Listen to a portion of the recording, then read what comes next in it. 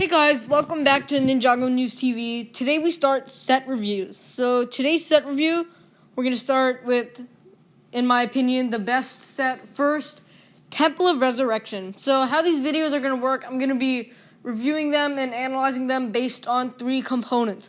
The design, the minifigures, and its accuracy when comparing it to the actual location or design in the show.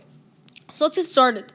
The design for the Temple of Resurrection, it more or less has two parts. The top is the actual temple and the bottom is the rock foundation. The top has a color scheme of golden, black, and red. Colors that very accurately match the color scheme of the royal palace in Ninjago. The bottom is gray, blue, and greenish, kind of. You have the rocks and the water at the bottom. I think the bottom has a lot of detail, and it looks really good, the bottom, because the temple looks like it's sturdy, and it looks nice at that bottom. Another thing is the actual temple part itself. They got the eye things, like the little red circle right in the middle at the top.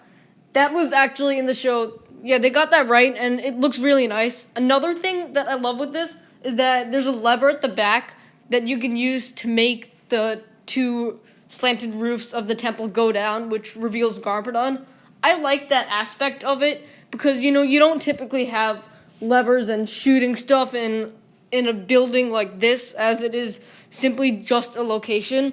But in this, I'm glad that they found another way. I also love all of the little details too, like those two lamps hanging down at the sides and the flags. Those little details are what really brings the design for this set above and beyond.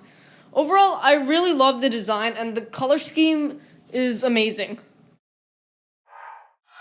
Let's take a look at the minifigures now and other various components of the set. This set comes with Mr. E, Chopper Maroon, Lloyd, Cole, Baby Woo, Garbodon, and Harumi, and I'm not sure if I said Hutchins already, but anyway, I personally love all of those minifigures and feel that it's appropriate to include that many minifigures in this set. Garbodon looks really cool. They even got his ribcage. His face could have been a little more serious, though. To be honest, I don't think he's even smiled once in Season 8. Harumi's there. Of course, it would have been 10 times better if she was in her Quiet One outfit. But remember, this kind of villain, the villain that Harumi was, she was a hidden villain, and her identity, the Quiet One's identity, stayed secret until halfway throughout the season. And these sets were released at the beginning of the season, so you can't really just have a Quiet One form of Harumi. But nevertheless, Harumi does look really good. Only complaint is that maybe they could have included a civilian Harumi instead. Mr. E looks cool. This is his second set. There isn't really much to say about him.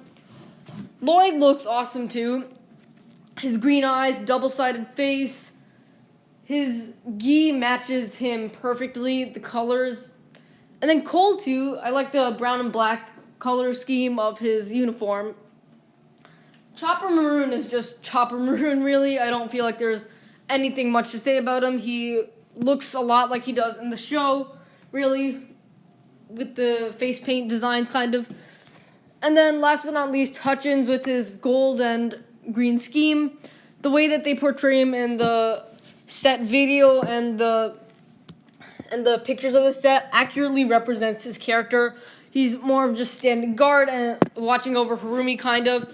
His minifigure looks okay, kind of. I think his beard could be a little darker because it's not really as light as it is in minifigure form. So overall, the minifigures are really good. So next, we're getting into accuracy.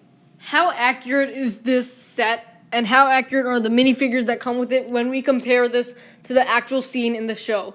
So the Temple of Resurrection is in episode 82, Dread on Arrival, and I'm going to describe how accurate it is. So first, let's start with the actual building of the set.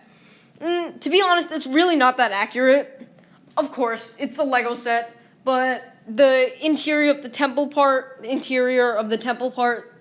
where the resurrection is actually happening, of course, it's a lot bigger, but remember, it is a Lego set, so that's really nitpicky. The other thing, The color scheme matches the actual temple and the actual royal palace perfectly.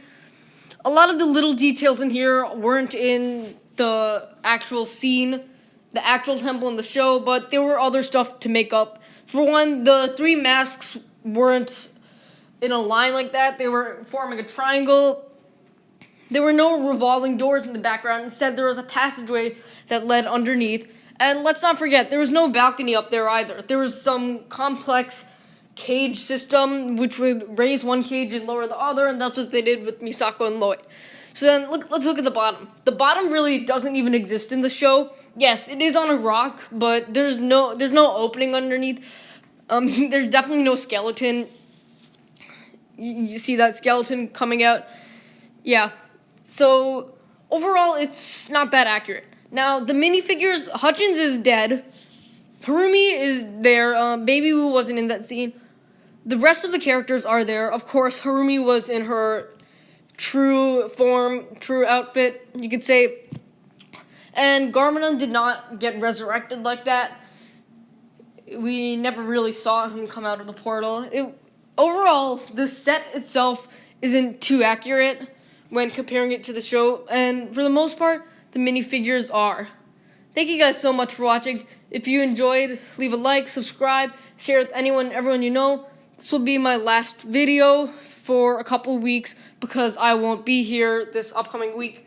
And thank you guys so much for watching, and I will see you next time.